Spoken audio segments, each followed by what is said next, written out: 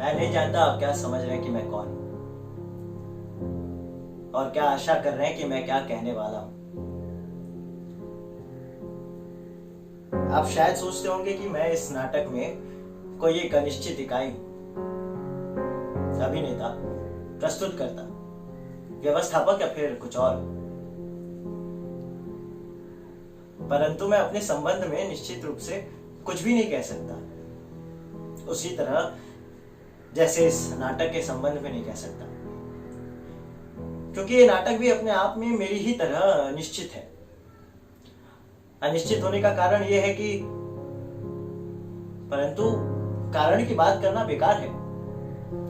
कारण हर चीज का कुछ ना कुछ होता है।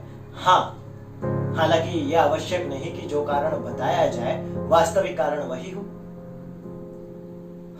और जब मैं अपने ही संबंध में निश्चित नहीं हूं तो किसी और चीज के कारण अकारण के संबंध में निश्चित कैसे हो सकता हूं? मैं वास्तव में कौन हूं? यह एक ऐसा सवाल है जिसका सामना करना मैंने इधर आकर छोड़ दिया है। जो मैं इस मंच पर हूं वो यहां से बाहर नहीं हूं, और जो बाहर हूं, खैर, इसमें आपकी क्या दिलचस्पी हो सकती है कि मैं यहां से बाहर क्या हूं? शायद अपने बारे में इतना बता देना ही काफी है कि सड़क के फुटपाथ पर चलते समय आप अचानक जिस आदमी से टकरा जाते हैं वो आदमी मैं हूं।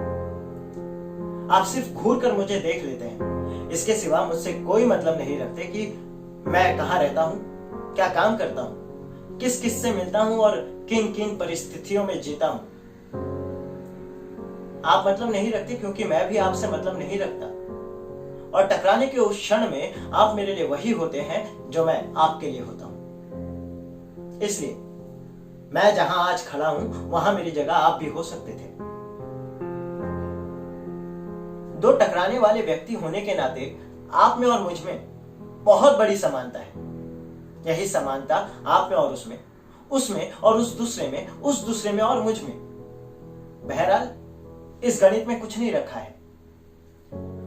बात यह है कि विभाजित होकर भी मैं किसी न किसी अंश में आप में से हर एक व्यक्ति हूं, और यही कारण है कि नाटक के बाहर हो या अंदर मेरी कोई भी एक निश्चित भूमिका नहीं है।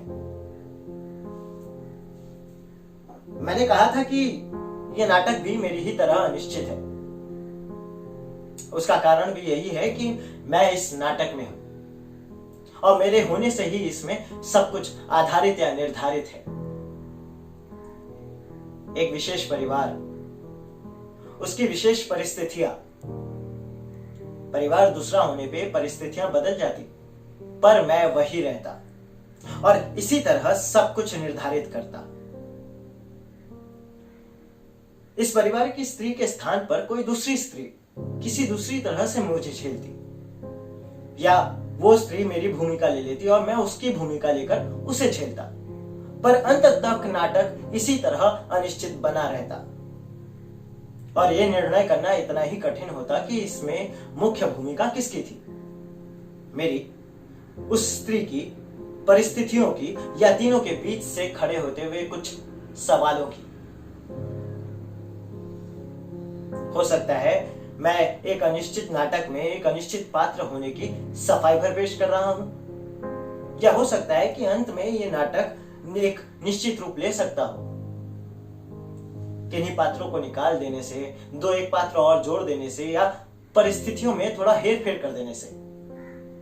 हो सकता है कि नाटक खत्म होने के बाद या उससे पहले ही आप इस संबंध में कुछ सुझाव दे सकें। इस अनिश्चित पात्र से आपकी भेंट इस बीच कई बार होगी।